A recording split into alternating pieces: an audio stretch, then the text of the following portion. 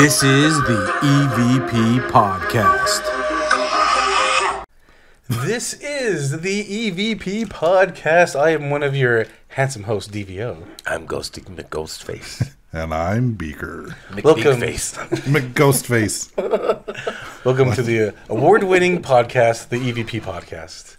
We awarded ourselves. Best podcast of the year. But soon we'll be awarded by Disney Plus. Or Discovery Plus. Or both. All Who the knows? pluses. Paramount Plus? Yeah. HBO Max Plus. How often do we swear? Do you think we're going to be on Disney?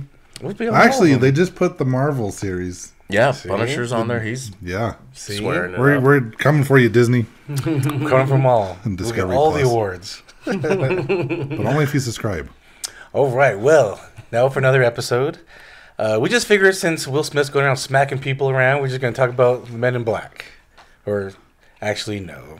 Well, yes, he is smacking people around. But actually, good friend of the podcast, Josie, suggested we do an episode on the Men in Black. She did. So I said, for you, Josie, we will. Because we were running out of ideas. Not really. No, we've got so many We got ideas. a list of ideas. No, we've had actually several people email us about ideas for the show. So we chose yours, Josie, because, we like you Yeah. sending us your stories. So keep those coming. So we're gonna talk about the Men in Black. So who are the Men in Black? Well, it's a TV series with Will Smith. It's a comic book Smacking series. around people. It's a Marvel comic. Well, you know what? Is it a Marvel comic? Yeah, have I you didn't know it ever was watched Marvel. Men in Black? Yes, but I didn't know it was In the opening Marvel. credits, it says based on the Marvel comic. Interesting. I It didn't know is a that. Marvel comic. Wow. Hope you guys just blew your mind like mine just got blown. I just learned something new. Yes, interesting. I Yeah, also just got blown. Yes. Thanks, Beaker. I did not blow you. No, his mind. Oh. His mind. I blew his mind hole. Yeah. Yes. Totally got blown right Yeah. now by you. Thanks. You're welcome. But and this was actually. Did you guys like the movies?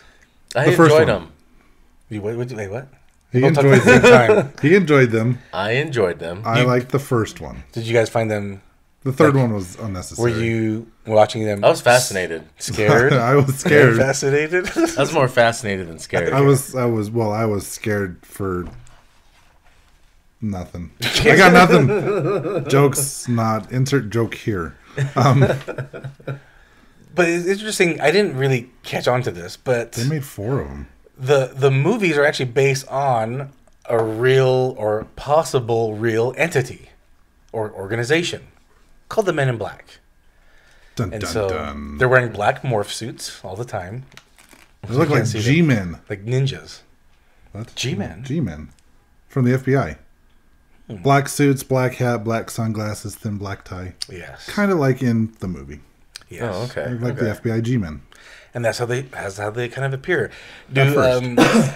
Yes. Do any of you want to talk about any history of They look Men in like Black? normal people at first, from what I understand. And then as time went on, they started morphing on how they looked. Well, what they do is they come around to people who have had incidences with UFO or aliens. alien abduction or witnessing UFO stuff in the sky, and then they get a visit. Once they start talking about it, Yeah. once they start being vocal about it, then they get a visit. And we should clarify, for the most part on this episode, when we're talking UFO, we are talking extraterrestrial, right? Like out of this world potential. Alien shit, man. Yes. Well, 1947 is when the term flying saucer first came about. So we'll get into that. Yeah. So the Men in Black possible organization. We'll talk about that at the end as well too. Maybe kind of get into it. But yeah, the Men in Black movie series, 4 movies, all pretty good for the most part. I've All never pretty seen good. the International. You didn't see that one? No interest. The third one sucked. What's his name? Chris Hemsworth. He made it pretty funny. The International one. So I'll if take you your word for if you it. want to laugh, that's a good one to watch with Chris Hemsworth in it. He's pretty funny. If I want to laugh, I'll watch Dave Chappelle. I'm gonna go see him live in a couple weeks. Just saying. That's I'm right. jealous. You know who I'm seeing live in August? Rob Zombie. Has nothing to do with UFOs. Or Dave Chappelle. Or is he an alien? He could be. Hmm.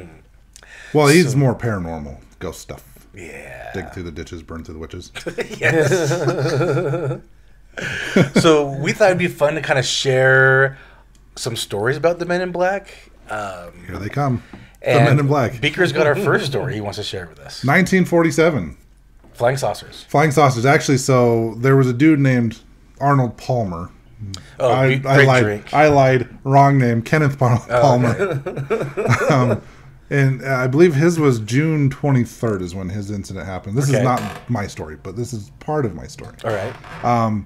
He saw, while he was flying through Oregon, he saw some, what he described as flying, or some UFOs, basically. So he could fly? Yeah, he was flying a plane. Oh, okay. And he saw some UFOs. He said they were going like 1,000 miles an hour. And he said it looked like, the way they moved, it looked like saucers being skipped across water. So this is where the term flying saucer came from. This guy is also involved in my story. He reported this incident on, like I said, June 23rd, 1947. So my incident occurred June 21st and June 22nd, 1947. You had an incident? Yeah, well, the incident I'm talking about, my incident. I've never seen UFOs. I want to. But Harold Dahl. So he's the first person to report ever encountering Men in Black. But not the first person to report UFO activity, obviously, because in 1941 we had Betty and Barney Hill. Yes. So Harold was on a conservation mission on the Puget Sound near Maury Island in Des Moines, Washington. He got on his boat. I don't remember. I didn't write the name down. But he got on his boat. He was with his son Charles, his dog Sparky, and apparently 2 other men. Okay. And while they were out doing their mission, Harold said he saw 6 donut-shaped objects about 100 feet in diameter and about 2,000 feet above the water. Wow. Okay.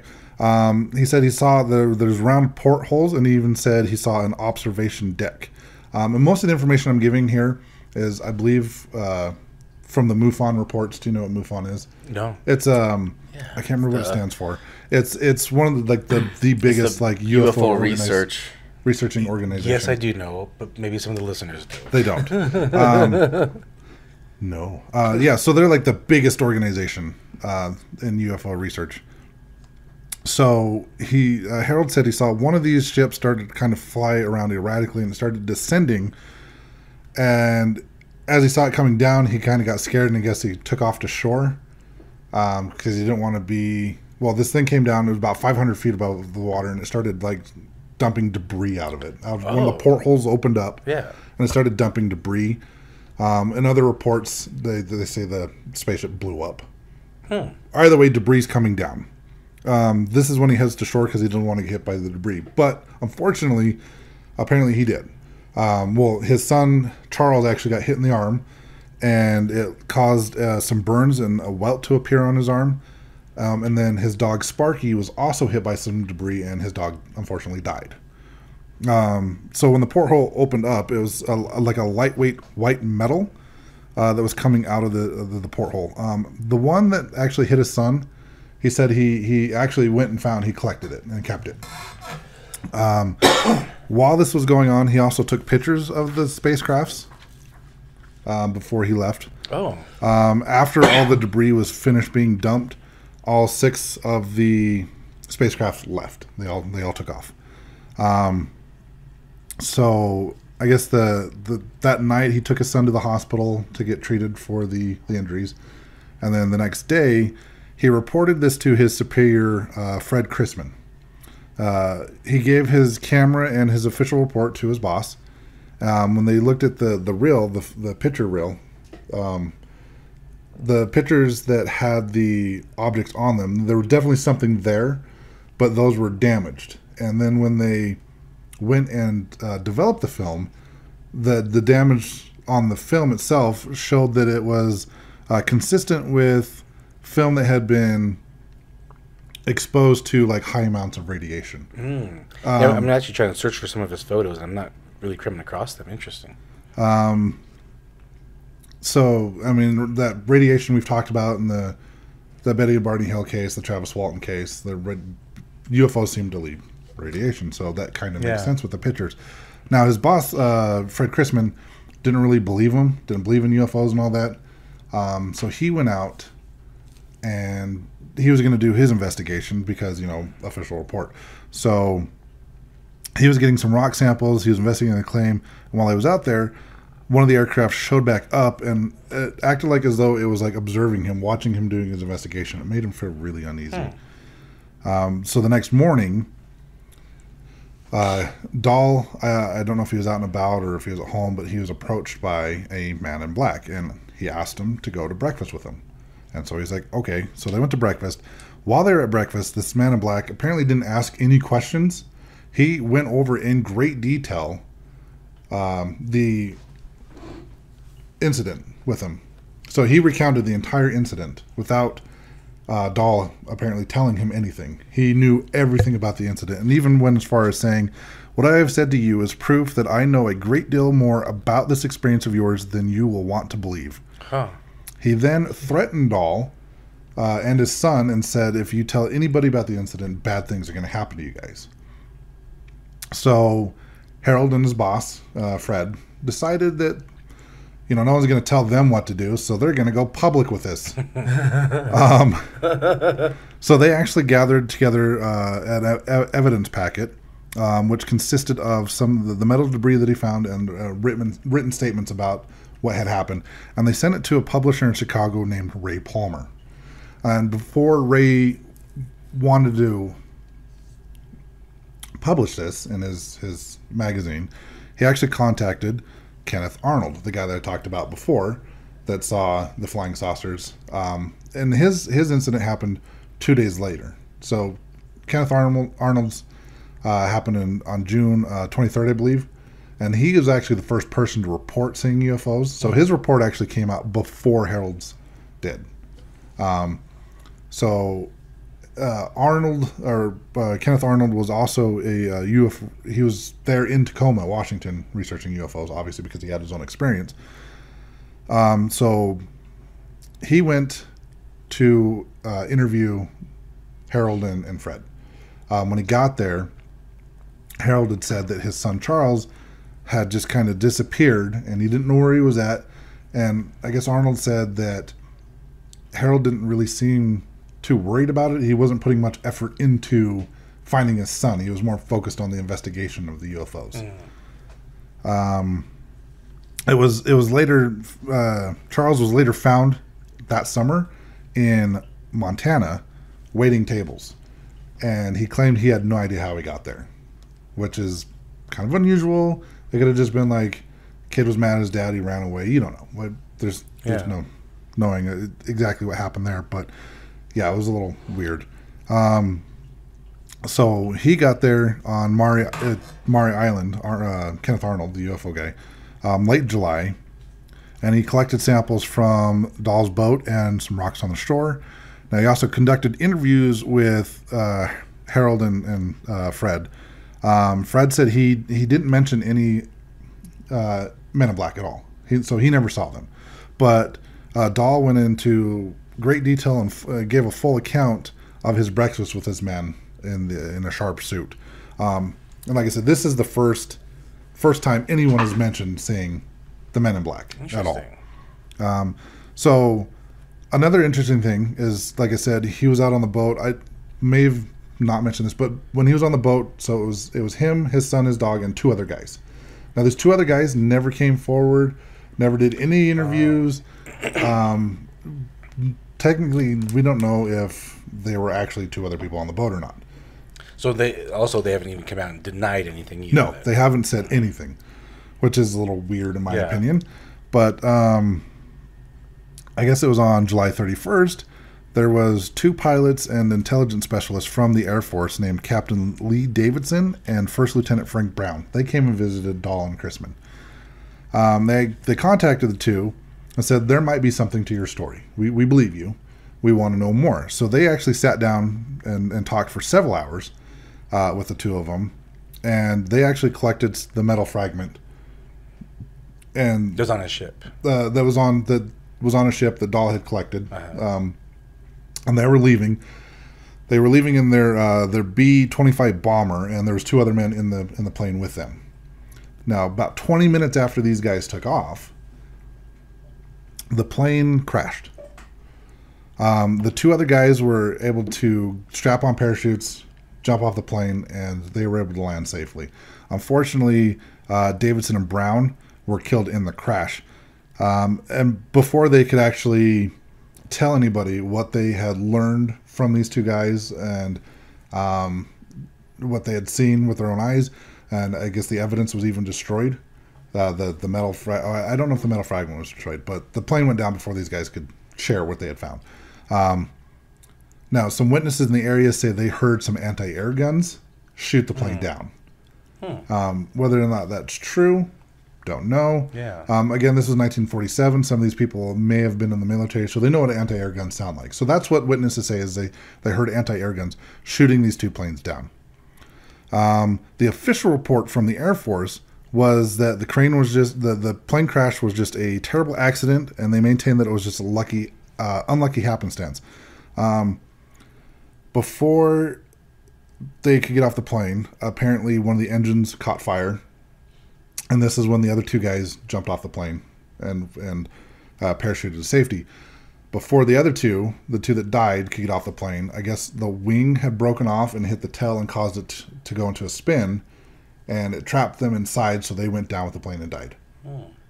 That's nuts. So after this happened, no one else came to talk to Dahl and Chrisman. There was no further investigation done. I guess J. Edgar Hoover and the FBI also got involved in this case. Oh, wow. And started looking into it. So the FBI and a consultant from the Air Force had actually came forward and determined that this was all a hoax, that they just created this story for attention. And it kind of makes sense to me because, so this happened 2 days before Kenneth Arnold came out and talked about how he saw UFOs. And then it was after Kenneth Arnold said, "Oh yeah, I saw this," that Harold Dahl and Chrisman are like, "Oh yeah, we saw it too," or we had a different experience. So the Air Force and the FBI, they actually determined that the chunk of metal that Dahl had collected was actually a piece of slag from smelting. Oh, okay. So I guess when you smelt, there's leftover stuff, slag. That's apparently that's what he collected. And that's what he presented as evidence of the that came out of the sky. Yep. Just by the way, smelting slag would be a great new series on Discovery Plus. The smelting slag. So yeah, officially, according to the Air Force and the FBI, this was all a hoax, and it said that the two guys, Harold Dahl and Fred Chrisman, also came out and said that they fabricated the whole story, that it was a hoax. Whether or not it actually was is still debated amongst people in the UFO community to this day. They're saying that the two guys basically said it was a hoax because they felt like that they were being bullied into saying it was a hoax. So whether or not it's true, still up in the air. Okay. The official report, it was a hoax. Interesting. So the Men in Black told him the whole story before he even told him the story. Yep. Dahl at breakfast. He says, "Oh, yep, I know all about it. Everything that happened. Don't tell anyone." So he went and told everyone. Interesting. And look what happened. People died. Yes. People got blown up. Yeah, that's a pretty nutty story. Yeah. Ghosty, you got another story for us? Yes. So this happened years later in 1976. This is September 1976 with a Dr. Herbert Hopkins. And he was doing research on this case about David Stevens. Okay. He was talking about his alien encounters that he had. Stevens was? Yeah, Stevens was. And Dr. Herbert Hopkins was a doctor who did hypnosis therapies. He worked with a lot of other things, but this was kind of something new for him with the alien research. So this occurrence happened with David Stevens in October of 1975, and this happened in September of 1976 with Dr. Hopkins. So he's a 58-year-old who's married with kids. At the time. His wife and kids had gone to the movies. So he's home alone, and as he's there, he gets a phone call. And answers the phone, and it's this guy who claims to be another UFO researcher from New Jersey. Okay. Who's on this other team, and he's also investigating the Stevens case. Okay. So he's asking, hey, can I come over and can we discuss this? And Compare some notes here. yeah, Hopkins was like, sure, yeah, actually that'd be fine. He's like, all right, I'll be right over. That makes sense. So he hangs up the phone and goes to open. I guess he's got like a door to open, and it kind of leaves a storm door there, or a glass door that he can look through to see when the guy arrives. Like a screen door. Kind of like a screen door, yeah. So anyways, he opens the main door and sees the guy walking to his house. Well, where he lives, it's a long walkway. There's no car over there. There's no phone booths. And this is the 70s, so back then you needed phone booths to make a phone call. There was no mobile phones. This guy just hung up the phone. He just hung up the phone and opened the door, and here's this guy walking to his door. He's already in the walkway, walking to his door. I said even if it was like a call from the next door house, it was too far away. It was still too fast. So there was no car there, and the guy, was already there, and so he's like already there and trying to talk about the Stevens case before Hopkins can even like wrap his head around the whole situation of how this guy got there. He's already wanting to talk about this case. Okay. So he's like, okay, let's get talking about this. But one thing that's weird is the way the guy looks. He has he's dark navy suit, dark gray gloves, and a bowler style hat. And I guess the family dog, he's whining. Like he whined and cried when this guy first walks in. And not only did he do that, he took off running, like went to a back room or went to another room and hid in the closet. And he says the cat was unmoved, but the dog was terrified. Sounds about cats right. don't give a shit. Yeah, but it was just a real weird look to him too. He didn't have eyelashes or eyebrows. He ended up, during this conversation they're having, he wiped his lip to reveal it was lipstick on his face. That was to look like lips. He just had a little slit there. There was no mouth. No mouth. I guess just he wiped slit. his hand with the back of his glove, and it came Like off on the glove. to expose that, or like Just as talking, he just kind of wipes it. So he's noticing these weird appearances about this guy as they're talking and no stuff hair. too. Yeah. So Hopkins did most of the talking. During this whole thing about talking about the Stevens case, Hopkins is doing most of the talking. And while he's talking like this, the guy just would occasionally go, yes, that's how I understand it. Yes, that's how I understand it. So it was just kind of weird how he would just reply like that. Anyways, at one point during all this, the stranger tells him, hey, Hopkins, his hand is in his pocket at this time. The stranger ends up telling him, hey, you have 2 coins in your pocket. Didn't ask him or anything, just told him, hey, you have 2 coins in your pocket. Pull one of them out and hold it up. So he's holding it up, and he tells him just to watch it.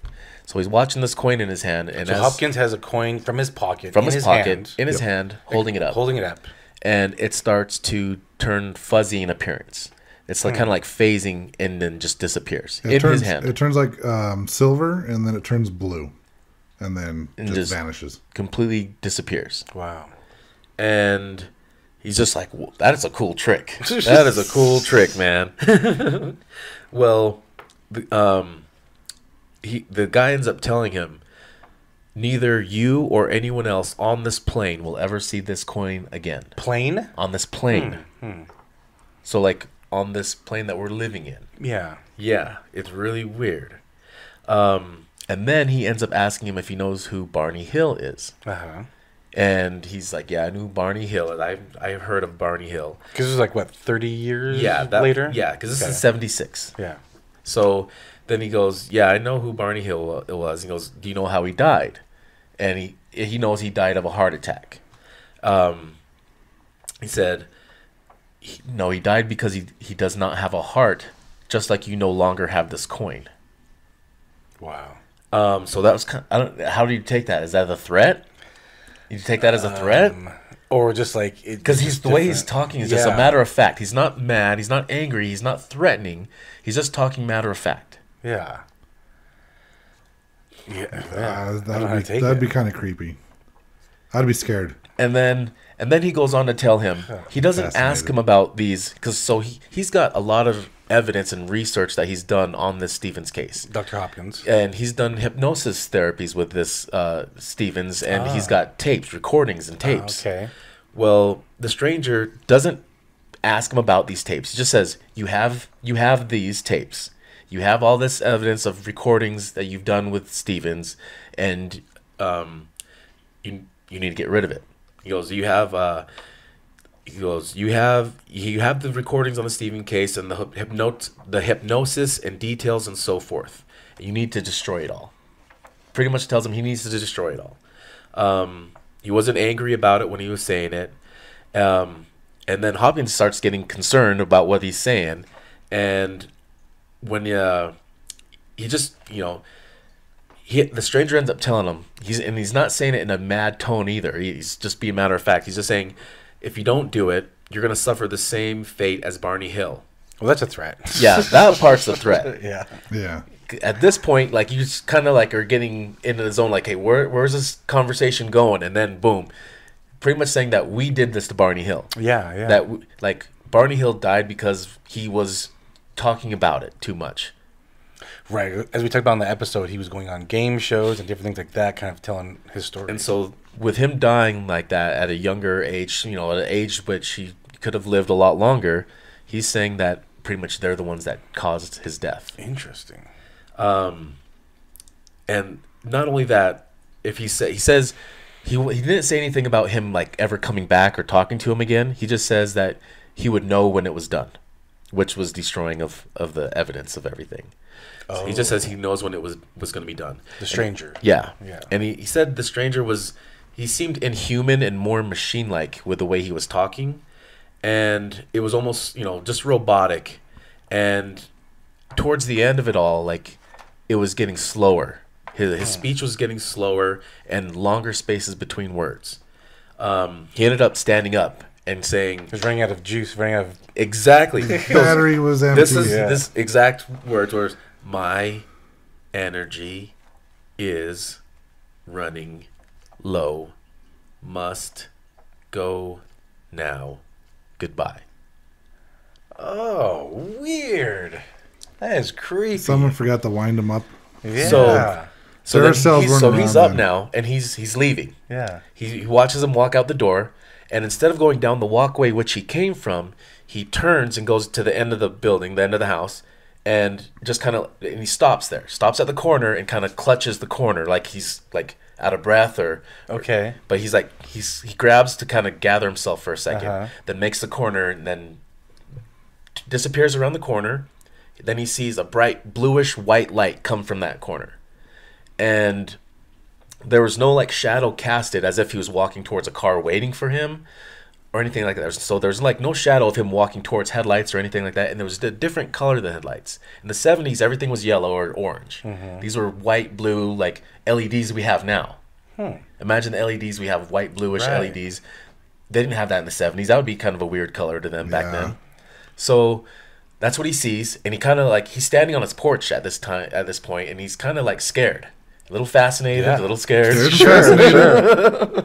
Well, soon after, his family comes home, and his older son sees that he's a little shaken up and asks him what happened, told him what happened. They go out there to find any evidence of a car showing up or of anything being out there. And there was no evidence of anything there. They couldn't see if there was nothing that showed up. Yeah. So he was scared about it. He destroyed all the evidence. He ended up regretting it later, because he wishes he would have still had that to give to the public. Yeah, but he was scared. I get that. But he didn't want to die either. Right. Yeah. Well, and I think he scared. threatened his family too. So like, if some random dude came into my house and like, do this, or your whole family's gonna die, I'd probably showing up like there's no cell phones didn't exist then. I mean, nowadays, hearing this would have been a big deal because you could have been on a cell phone walking to the house. Right. Yeah. That sounds like the normal thing now. In the 70s, that's unheard of. Right. Well, and the voice thing, too, like sounding robotic. Yeah. Like Siri, Alexa, all that sounds like robotic, right? Yeah, they have AI, and that's all a thing. But in the 70s, that wasn't around. Right. And it's funny how a lot of these stories about these men in black, they all kind of follow that same type of look of they're wearing these bowler hats, they're wearing the suit and tie, but they're also like kind of pale and clammy looking. They have no hair. on their bodies. Yeah. They're like really tall and slender a lot of times. Kind of Slender man. Yeah, interesting. That's But there was like another story that the way that the coin phases like that.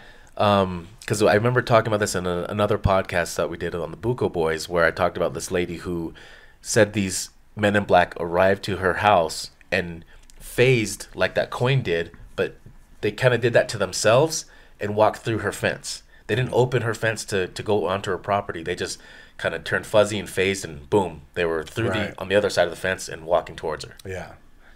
You want to share that on another episode because there's so many interesting stories on the Men in Black. There's we might have to do a few episodes on this. But yeah, that's old Dr. Herbert Hopkins on his MIB shit. Yep. Interesting. All right, very So interesting. I think he listened. He knew because my guy didn't listen to the Men in Black, and like people died. Yeah. So when they threatened him, he's like, "No, I'm doing what you say." So my story is around the great Dan Aykroyd. What? Great. Yes. So he's very interested in the paranormal. Is that hence two Ghostbusters. episodes in a row we talk about Dan Aykroyd? What did we mention before? Ghostbusters? Yeah, Ghostbusters. You got the idea from Hans Holzer. From Hans Holzer. Oh, yeah. He was a big fan of old Hans. Yes. He was fascinated as a child. Which is why I was kind of looking into this more. Yeah, that is why Dan Aykroyd created the Ghostbusters. You eating over there, Ghosty? What's going on yeah, there? I'm trying to get candy, and I'm making all sorts of racket. Sure are. Sorry. Come on. I got a sweet tooth, man. So, kind of reading into this, apparently Dan Aykroyd wrote Ghostbusters, but it wasn't going to be Ghostbusters. It was going to be him and John Belushi, who also wore bowler hats and suit and ties in the Blues Brothers. He was going to write a movie about the two of them, like going onto this like intergalactic battles, really. But it just wasn't in the budget, and obviously John Belushi didn't make it to any type of filming for it. So that's when he teamed up with Ramis, and they rewrote the whole story about, okay, this will be taking place in New York instead of out in the galaxy, then turned into Ghostbusters. So he's always been kind of fascinated about the paranormal in a sense, but he also was interested into UFOs. In fact, Dan Aykroyd has said he has seen 4 UFOs. So he has said he saw 2 at different times, and he called them constructs. So he saw one that was just hovering, and then he's seen one that was just moving slowly. So, and I don't know what he means by that, but what do you guys think it means when he says he saw a construct? Just something? An outline of something? And I don't know. Like, what comes to my mind, and I could be way off. Like a I'm not even building? sure. I don't know. I think of maybe like the Millennium Falcon, for example. Like, that could be like, if it's just sitting out there in the middle of the sky, you can think that's a construct of some sort, So it could be really anything. So I kind of think of that because maybe, and I don't know, the Beaker would know more about the Millennium Falcon than us probably, but it looks like it'd be like the size of I don't know. You could do a lot of walking around in there. You could get a lot of things done in there. That'd be like a construct. No, that thing would be huge. Yeah, so that could be a construct for an example, so I'm not sure. So Well, like in my story, the guy, and even in like Betty and Barney Hill and like Travis Wong, they say these things are about 100 feet in diameter. I mean, that's huge. Right. So those could be constructs in the middle of the sky, So those are 2 encounters that Dan Aykroyd had. And then the other 2 encounters, they were actually two they were side by side, these 2. And this time he's actually with his wife and some friends, and they were in Martha's Vineyard. He said this was about, 1,000 feet up in the air, and these two things were just flying side by side, just kind of going at a high speed. But Dan Aykroyd also had a driver, and his driver shared a story that when he was in the military on radar, they were showing something on radar that was going about 70,000 miles per hour speed. And it Wait, was how fast? 70,000. And maybe he meant 7. I don't know how fast planes go. I don't know. So I don't know if those are going 7. So maybe he meant 7,000, or maybe I misheard it. But 7 or 70,000 miles per hour, and this was on radar, and this was kind of zigzagging in the sky. I've actually have seen something similar to that myself, and maybe that can be on another episode. But I can share. I have a couple UFO stories, and when I say UFO, I'm saying it is unidentified. I don't know if it's alien from out of this world or if it's military. I don't know. It's just a UFO to me. I can share those on another episode. Well, I'm kind of right there with you on UFO. It is simply what it stands for is unidentified flying object. Doesn't necessarily mean that there's aliens or life form on it. It's just something that's in the air. You don't know what the hell it is. And, you know, Dan Aykroyd has basically stated, you know, he also does not necessarily saying these are from out of this world. So, sorry to interrupt. An average commercial airliner can fly 460 to 575 miles per hour.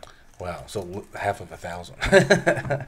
So this thing was going, maybe he said 7,000 miles per hour, but it's going pretty fast. Either way, thousands. Yeah, fast. Yeah, so this is on the radars. So this is a story about Dan Aykroyd, about his Men in Black story. So this took place in 2002. He had a contract with the Sci-Fi Channel, and he was creating a series about UFOs, and the series was going to be called Out There.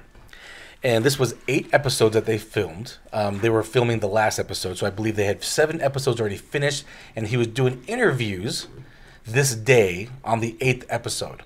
So he was interviewing a couple people for this episode. And now he actually mentioned their names, but I'm not going to mention them here because it makes no difference. But I kind of do want to kind of look into these guys' stories now. I'm curious what their stories are about UFOs. But anyway, they had filmed 7 episodes. They were working on the 8th episode, and all of these episodes never aired. Okay, again, this took place 20 years ago in 2002. None of these episodes ever aired. So again, he was filming the last episode. He was in between interviews, probably taking a little break, and he went outside to have a little smoke break. And he was calling up, or he was returning a call, or he received a call from Britney Spears. So anyway, Britney Spears, Dan Aykroyd, huge fans of the EVP podcast. Thank you guys for listening to us. Huge fans of the podcast. Yeah, I think she wanted him to go on SNL with him. Yes, she was asking him to come on SNL to kind of be a featured little guest, and he was like, "Yeah, sure, I'll come on there with you." So this is kind of what happened. He's outside having a smoke break. He gets a phone call from Britney. He's talking. He kind of looks over his shoulder, kind of turns around, looks over, and he sees this black sedan. And a couple guys are standing outside. Again, men in black, standing outside the car. He kind of sees it, you know, again, he's on the phone, but he does kind of find it awkward. He's trying to look at the plates, the license plates of the car, and they kind of seem a little fuzzy to him.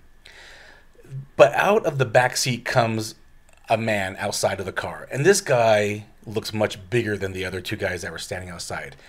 And he's giving Dan Aykroyd some dirty looks. So Dan Aykroyd's in the middle of a conversation. He's on the phone with Britney. He's like, "Yeah, Britney, I'll come on." He looks over, sees this, and he's like, "Huh." See, he's kind of observing what's happening. He goes back to the phone call with Britney, and he says like half a second later, he turns around again, and the car and these guys are gone. And he's like, "What the hell?" So, you know, again, he's stating this happened not even a second. He's on the phone. He looks over. He sees these 2 guys in this black car. He sees this bigger guy step out of the back seat and just give him dirty looks. He looks away. He kind of ponders over this. Like, that was weird. Looks over again. These guys in the car are gone. And he says, there's no way. This was just mere seconds. There's no way they drove past him. Because I guess it was on the street. There's no way they drove past him while his back was turned for a second. They didn't drive past him. He didn't even hear them get back in the car. He didn't hear the doors slam. He didn't hear anything of that sort. And he said by the time, I guess maybe the street was small. It was on 42nd Avenue. That makes no sense to me, but hopefully, again, they're on a lot filming, right? They're filming, you know, a series. So there's no way that they would have got in the cars and then made some U-turn. He would have heard all this, and this was just seconds. So he said there's no way that could have happened. And he also said, like, looking down the street, he didn't see them drive down. Like he just said there was just no way. I was on the phone with Britney for just a few seconds. There's no way that these guys would have drove past me or made a U-turn. I didn't even hear them get back in the car. So anyway, he found that was really interesting. He went back into the studio, getting ready to film. 2 hours later, after all this encounter had happened, they just kind of walked in and said, "Nope, we're not going to film. We're not going to finish filming this. In fact, this whole series is not gonna. We're not going to even put this out there. This whole series is just canceled. Just forget about it." And I don't know who the other people that he interviewed on for this, because again, they had filmed 7 episodes already, and they were filming the 8th episode. So I don't know who all were on the guests that came on this, but it was enough to trigger some type of activity to where these men in black showed up while he's outside, and one guy gets up and kind of gives him a threatening or dirty look, and then a couple hours later, this whole thing that they had been working on was just bagged. So that's a kind of interesting little story. Very interesting. Men in Black. What do you guys think? Men in Black? Is that a government entity? Is it its own entity? The government says no. Well, this guy Hopkins thinks that these Men in Black are from a different plane. Like there's multi dimensions. They just show them doing their own thing. They think that they're from from an agency, not part of our government of any kind, but just to shut people up about talking about their existence. And if they are, I mean, why are they making themselves seen too? That's what I wonder too. Like these UFOs are being seen. Like for example, your story about Hopkins, or about Stevenson, right? Is that the story? Or no, because that was your story. Well, he was Hopkins researching Stevenson. Stevens. But yours was. Mine was Harold Dahl. So Dahl was out on his ship, and there's six of these ships. So he has six of them. Airships, and one of them started dumping debris. Yeah, like. Do you not think you're going to be seen? Like, are they being seen on purpose? I've heard stories related to they're being seen on purpose. If they don't want you to see them, you're not going to see them. If they want you to see them, they're going to make themselves shown. So if you're going to make yourself shown, why would you want to show people up that are talking about it? Maybe they didn't think they were going to talk too much about it. I don't know.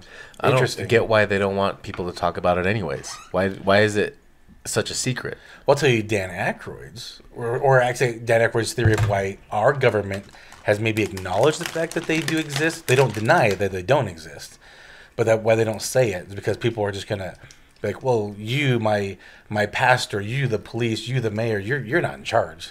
It's these guys up in these ships that are in charge because they can just, I don't know, evaporate us in a second if they wanted.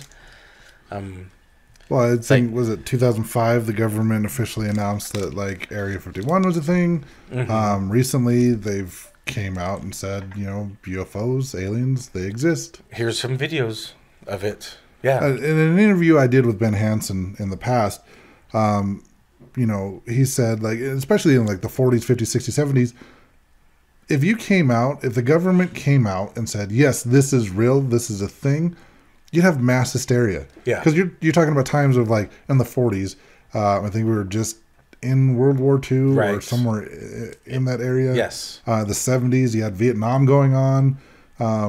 So when you've got all of this stuff that's going on, and you come out and say, yeah, aliens exist, mass hysteria. Yeah. Like, people can't handle it. It's like they even say in the movie, a person is smart, people are stupid. I mean, they asked that same question in the first movie. Yeah. Like, now, like, everybody kind of had suspicions. And with the internet, and you still have people that are just like, no, they're just saying that. But well, even if you have like a skeptic, and you tell the skeptic, well, the government just said they're real. In fact, they're putting the bodies out there from Area 51 for anyone to come look at. They're still going to be skeptic because they don't want to maybe even accept it. Well, it's going to put everything they believed in religion to a test. Like, this is going to say, does your God exist? Because who's their God? Mm-hmm. Did their gods fight? It was Bob. They're gonna have a god fight. Yep. Yeah, because anyone could take it any way. Who knows how people will interpret this? But also, like we've mentioned before, to think that we're the only living species in this whole galaxy that's just insane. That's insane too. To think we're the only ones. We're the only. Like ones. I said, Travis Walton in his documentary that I watched, they even mentioned that, like, Men in Black showed up while they were investigating the Travis Walton, while they were looking for his body. Someone said that they saw a couple dudes that looked like they were with the FBI, a couple Men in Black, more or less. Yeah. This is why this episode came about, because we kind of mentioned that, and that's when Josie's like, "Hey, you guys can talk about it?" Right. And I've listened to a lot of podcasts, and I listen to a lot of paranormal podcasts that talk about the MIB, and I've heard some really interesting stories about them. Some really interesting stories. I find it pretty fascinating. And I don't know if we'll get the answers to it, but... Well, they're not real. I'm just trying to think, like, okay, on a different plane, on a different dimension, is it some? And they seem like they're observant of everything happening. So these people doing research on things and them saying that, you know, they're just very matter of fact of knowing already, you know, without having to ask or how, you know, how are they seeing this happening? I mean, it's easy to make up a story that you can't prove. I'm just saying. I'm going to play devil's advocate here in this episode, okay, like I always do. So, guy in your story tells Dr. Hopkins, that they killed Barney Hill, right? So if this was true, do you think that they would have said something to Betty Hill, who continued to talk about her experience and tell her story up until she died in the 2000s? You know, if they actually killed her husband, you think they would have said something to her about not talking? And then she continued to talk for like 60 years? Just kind of playing on, they're just kind of playing on that to scare this guy. Playing on his emotions. And then when I was, you know, that makes sense. But as I was doing the research, it almost seemed like every time that someone mentioned seeing a man in black, they took what they previously heard from other stories and just kind of added to it. And they just kind of evolved with every story. Because they went from just regular guys looking like the FBI agents to your robot that, you know, ran out of juice. You know, then they started getting taller and more menacing and scary looking, yet fascinating. They just kind of evolved through the years. But the Greys have always stayed the same, consistent in appearance. So to me, it seems like it is possible that it's, you know, the enforcers of the Greys. What maybe, if the Men in Black were just getting more frustrated through the years as more people just not giving a shit and still talking anyways? And so when they're coming here to scare humans, they're just getting real frustrated with us. God, here we go again. Maybe. We're going to scare them and still going to talk about it. To me, it just doesn't make sense, some of these stories. Like, I mean, they're cool stories, but to me, they're just stories. Like, I mean, even the first two guys came out and admitted that it was a hoax. And like I said, it's possible that they felt threatened by our actual government agencies. Now we're in a time of doorbell cameras. Let's see some Men in Black show up now with some doorbell cameras. Oh, there was a video, and I'll see if I can clip that video and put it on the social media, but I'll show you guys here in a minute. Some Men in Black on some doorbell cameras? No, walking into an office building. I've seen a few videos of those. Okay, I've seen, the CCTV. Yeah. Okay. So, I mean, it is entirely possible. I'm not going to say it's not within the realm of possibility, but highly unlikely, in my opinion. So you're saying you don't believe the Men in Black? He wants proof. I would like more proof. Okay. I mean, like, for me, like I said, with Betty and Barney Hill, and I'm starting to open up to the Greys more. Okay. Especially since I've wait till they probe you. Yeah, that's what I'm waiting for. You want to get fingered so bad, right? He's asking. I mean, what better way to find out that they're real than, you know, first-hand experience? Yes. So I'm just barely opening up to the idea that Greys are a thing. Like I said, I've always believed in the Nordics since I started researching aliens and UFOs like 5 years ago. That to me makes more sense. The Men in Black, I think it's just kind of a stretch. I mean, it's entirely possible. Our government is capable of a lot of things that we don't know about. Sure. So it's possible that our government is working with other governments from other dimensions or planets, but I just don't know. They employ different types of people. Maybe. Just saying. Maybe they employ some Nordics. But it seems interesting that people are like, okay, I was told by this dude, don't talk about it or bad things are going to happen. So, and literally every one of them talks about it. And nothing bad has happened except for the first story so far that we've shared on the 3 stories. That you know. I guess, I mean, Dan Aykroyd's series being canceled is a bad thing happening, but he wasn't actually approached by the Men in Black. They never told him to cancel the show. They never threatened his life. It just not happened. Not him. Probably the producers or the people in charge, but still, that could be a fancy way of explaining the fact that the Sci-Fi Network decided to go in a different direction mid-production, because that does happen in television. Sure. So, well, this is for the Travel Channel now. These are all fascinating stories. Yes. Are they scary? Just my opinion. So, what do you guys think?